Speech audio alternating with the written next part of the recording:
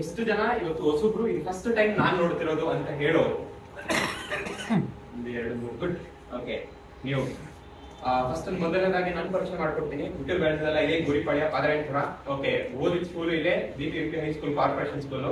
ನಮ್ಮ ಟೀಚರ್ ಕೂಡ ಇಲ್ಲೇ ಇದ್ದಾರೆ. ಓಕೆ, ಅಂಡ್ ನಮ್ಗೆಲ್ಲ ಒಂದು ಈಗಲೂ ಕೂಡ ನೆನಪಿದೆ, ಏನು ಅಂತಂದ್ರೆ ಮನೇಲೆಲ್ಲ ತುಂಬಾ ಚೆನ್ನಾಗಿ ಫೀಲ್ ಮಾಡ್ತಿದ್ರು, ಚೆನ್ನಾಗಿ ಓದು, ಒಳ್ಳೆ ಮಾರ್ಕ್ಸ್ ತಗೋ, ಒಳ್ಳೆ ಕೆಲಸನೂ ಸಿಗುತ್ತೆ, ಲೈಫು ಸೆಟ್ಲ್ ಆಗುತ್ತೆ ಅಂತ. ಆ ಪದ ಎಲ್ಲೋಯ್ತು ಅಂತ ಈಗಲೂ ಹುಡುಕ್ತಿದ್ದೀನಿ, ಎಲ್ಲೂ ಸಿಗ್ಲೇ ಇಲ್ಲ. ಅಂದ್ರೆ ಎಜುಕೇಶನ್ ಮುಗಿಸ್ದು ಇದೇ ಪ್ಯಾಲೇಸ್ ಹೋಟೆಲಲ್ಲಿ ಕಲೆಕ್ಷನ್ ಡಿಪಾರ್ಟ್ಮೆಂಟ್ ಅಲ್ಲಿ ಕೋಟಕ್ ಮಹೇಂದ್ರ ಬ್ಯಾಂಕ್ ಅಲ್ಲಿ ಕೆಲಸನೂ ಮಾಡಿದೆ 4 ವರ್ಷ. ಆದ್ರೆ ಕೊನೆಯಲ್ಲಿ ನೋಡಿದಾಗ ಓಕೆ ಲೈಫ್ ಅಂತೂ ಸೆಟ್ಲ್ ಆಗಿಲ್ಲ. ಓಕೆ, ಯಾಕೆ ಅಂತಂದ್ರೆ ನನಗೆ ಅಲ್ಲಿ ಬರ್ತಿದ್ದ ಸ್ಯಾಲರಿ 45,000 ಏನಿರ್ತಿತ್ತು ಅದು ಕಮಿಟ್ಮೆಂಟ್ಗೆ ಆಗಿರ್ತಿತ್ತು. ಪ್ರೈಸ್ ಓಪನ್ಲಿ ಹೇಳ್ತೀನಿ, ತರ್ತಕ್ಕಂಥ ಅಮೌಂಟ್ ಏನಿದೆ ಮನೆ ಬಾಡಿಗೆಗೆ, ಚೀಟಿಗೆ, ರೇಷನ್ಗೆ, ಕರೆಂಟ್ ಬಿಲ್ಗೆ, ಇಲ್ಲ ಆ ಕಮಿಟ್ಮೆಂಟ್, ಈ ಕಮಿಟ್ಮೆಂಟ್, ನನ್ನ ಪೆಟ್ರೋಲ್ಗೆ, ಓಕೆ ಇದಕ್ಕೆ ಹೋಗ್ತಿದಾಗ 1 ವರ್ಷ ಸರಿ, 2 ವರ್ಷ ಸರಿ, 3 ವರ್ಷ ಸರಿ, 4 ವರ್ಷ ಸರಿ. ಆದ್ರೆ ನಾನು ಇವತ್ತಿಷ್ಟು ವರ್ಷ ದುಡಿದ್ರು ಕೂಡ 1 ರೂಪಾಯಿ ಸೇವಿಂಗ್ಸ್ ಮಾಡಕ್ ಆಗ್ತಿಲ್ಲ ಅಂತಂದ್ರೆ ನಾನು ಕೆಲ್ಸಕ್ಕೆ ಹೋಗುವಂತ ಅವಶ್ಯಕತೆ ಆದ್ರೂ ಏನು ಇಲ್ಲ. ನಾನ್ ಕೆಲ್ಸಕ್ಕೆ ಹೋಗ್ತಿರೋದು ನನ್ನ ಸಂಪಾದನೆನ ಬೇರೆಯವ್ರು ಕೊಡೋದಕ್ಕ? ಓಕೆ, ಅಂದ್ರೆ ನನಗೆ ಒಂದು ಅರ್ಥ ಮಾಡ್ಕೊಳ್ಳಿ, ನನ್ನ ಸಂಪಾದನೆನ ನನ್ನ ಪರ್ಸನಲ್ ಖರ್ಚಿಗೆ ಅಂತ ಹಾಕೊಂಡ್ರು ಕೂಡ ಈ ಖರ್ಚು ನನಗೆ ಅಂತ ಮಾಡ್ಬೇಕಿತ್ತ? ನೀವು ಫೀಲ್ ಮಾಡಿರ್ತೀರಾ, ಎಲ್ಲೋ ಒಂದು ಬಟ್ಟೆ ತಗೊಂಡಾಗ್ಲೋ, ಇಲ್ಲ ಏನೋ ಒಂದು ವಾಚ್ ತಗೊಂಡಾಗ್ಲೋ, ಓಕೆ ಈ ಖರ್ಚು ಎಲ್ಲೋ ಒಂದು ಪೆಟ್ರೋಲ್ ಆಗಿರ್ತಿತ್ತಲ್ಲ, ಇಲ್ಲ ಮನೆ ಬಾಡಿಗೆಗೆ ಆಗಿರ್ತಿತ್ತಲ್ಲ. ಸೊ ಇನ್ನ ಈ ತರ ಒಂದು ಮೂಮೆಂಟ್ ಅಲ್ಲಿ, ಓಕೆ ಈ ಮೂಮೆಂಟ್ ಅಲ್ಲಿ ನನಗೆ ಸಿಕ್ಕಂತ ಒಂದು ಆಪರ್ಚುನಿಟಿ ಮೋದಿಗೆ. ಓಕೆ, ಬಟ್ ಆದ್ರೆ ಈ ಕಾನ್ಸೆಪ್ಟ್ ಗಿಂತ ಬರಕ್ಕಿಂತ ಮುಂಚೆ ಥ್ಯಾಂಕ್ ಗಾಡ್ ನೀವು ತಾಳ್ಮೆಯಿಂದ ಕೂತಿದ್ರ. ಬಟ್ ಆದ್ರೆ ನಮಗೆ ಇದು ಯಾವ್ದೋ ಒಂದು ಕಾನ್ಸೆಪ್ಟ್ ಇದು ಏನೋ ಹೇಳ್ತಿದ್ದಾರೆ, ಸರಿ ಆಯ್ತು ಕೇಳಿಸ್ಕೊಳ್ಳೋಣ, ಆಮೇಲೆ ಎದೋಗೋಣ. ಯಾಕೆ ಅಂತಂದ್ರೆ ಮಧ್ಯೆ ಡಿಸ್ಟರ್ಬ್ ಮಾಡೋದು ಬೇಡವಲ್ಲ.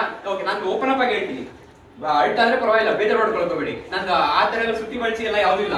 ಓಕೆ, ಏನೋ ಹೇಳ್ತಿದಾರೆ ಕೇಳಿಸ್ಕೊಳ್ಳೋಣ, ಆಯ್ತು. ಬಟ್ ಆದ್ರೆ ಹೋಗ್ತಾ ಹೋಗ್ತಾ ಹೋಗ್ತಾ ಹೋಗ್ತಾ ಸೆಷನ್ ಲಾಸ್ಟ್ ಅಲ್ಲಿ ಪಿಕ್ಚರ್ ಅಲ್ಲಿ ಕ್ಲೈಮ್ಯಾಕ್ಸ್ ಇಂಪಾರ್ಟೆಂಟ್ ಆಗುತ್ತಾ, ಸ್ಟಾರ್ಟಿಂಗ್ ಇಂಪಾರ್ಟೆಂಟ್ ಆಗುತ್ತಾ?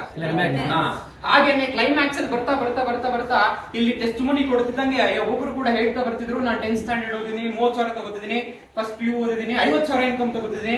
ಆಗ ನಾವು ಕೂತಂತ ವ್ಯಕ್ತಿಗಳ ನಮ್ಗೆಲ್ಲೋ ಟ್ರಿಗರ್ ಆಗ್ತಿತ್ತು, ಇಂತ ಲೇಡೀಸೇ ಮಾಡ್ತಿದ್ದಾರೆ, ನಮ್ ಕೈಲಿ ಯಾಕೆ ಮಾಡಕ್ಕಾಗಲ್ಲ?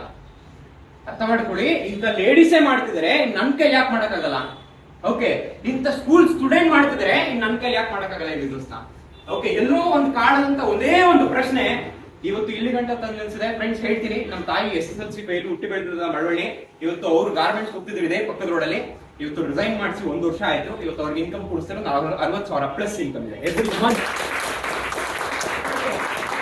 ಮಾಡಿದಂತ ಒಂದೇ ಒಂದು ನಿರ್ಧಾರ, ಅಂಡ್ ಹಾಗೆ ಎಲ್ಲೋ ಒಂದು ಮನಸ್ಸಲ್ಲಿ ಇದ್ದಂತ ಒಂದೇ ಒಂದು ಪಾಯಿಂಟ್ ಏನು ಅಂತಂದ್ರೆ, ಇಡೀ ಪ್ರಪಂಚದಲ್ಲಿ, ಇಡೀ ವಿಶ್ವದಲ್ಲಿ ಸ್ವಂತ ಪ್ರಯತ್ನದಿಂದ ಗೆಲ್ಲುವಂತ ಏಕೈಕ ಒಬ್ಬ ವ್ಯಕ್ತಿ ಇದಾನೆ ಅಂತಂದ್ರೆ ಅದು ನೀವೇ. ಅರ್ಥ ಮಾಡ್ಕೊಳ್ಳಿ, ಅದು ನೀವೇ.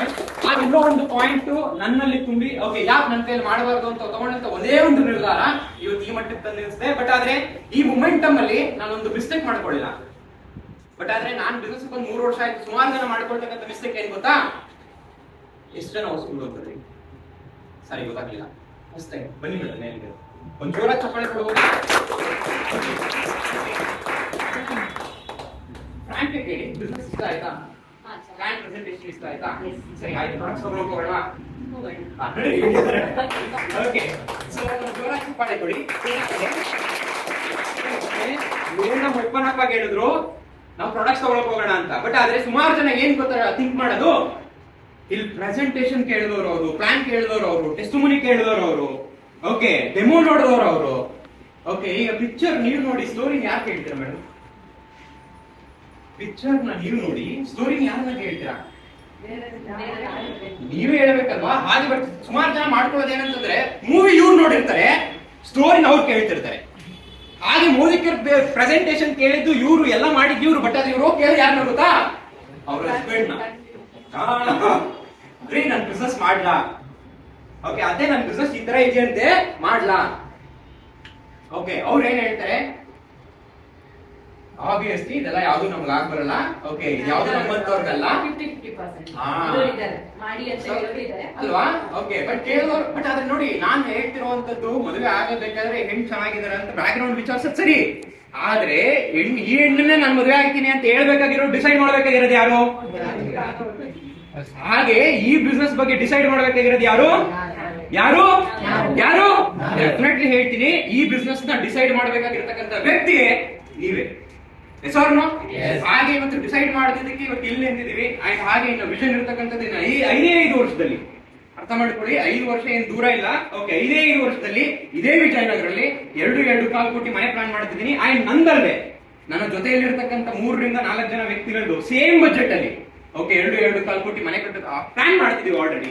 ಅರ್ಥ ಮಾಡ್ಕೊಳ್ಳಿ, ಅಲ್ಲಿ ಮುಂದೆ ಆಗುತ್ತಾ ಆಗಲ್ವಾ?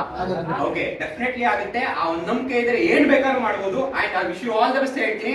ಆಗ್ಲೇ ಹೇಳ್ದಂಗೆ ಕಿವಿ ಮಾತು, ಡಿಸೈಡ್ ಯಾರು ಮಾಡ್ಬೇಕು? ನಾವೇ ಅಲ್ಲ, ನಾನೇ ಈ ಬಿಸ್ನೆಸ್ ನ ಡಿಸೈಡ್ ಮಾಡ್ಬೇಕಾಗಿರೋದು. ಯಾಕೆ ಅಂತಂದ್ರೆ ಇನ್ಕಮ್ ಬೇಕಾಗಿರೋದು ನಿಮ್ಗೆ, ಪಕ್ಕದ ಮನೆಯವ್ರಿಗ. ಇನ್ಕಮ್ ಬೇಕಾಗಿರೋದು ನನಗೆ ಅಂತಂದಾಗ ಡೆಫಿನೆಟ್ಲಿ ಹೇಳ್ತೀನಿ, ನಾನೇ ಬಿಸ್ನೆಸ್ ಡಿಸೈಡ್ ಮಾಡ್ಬೇಕು. Wish you all the best ಹೇಳ್ತೀನಿ. Good luck. Thank you so much.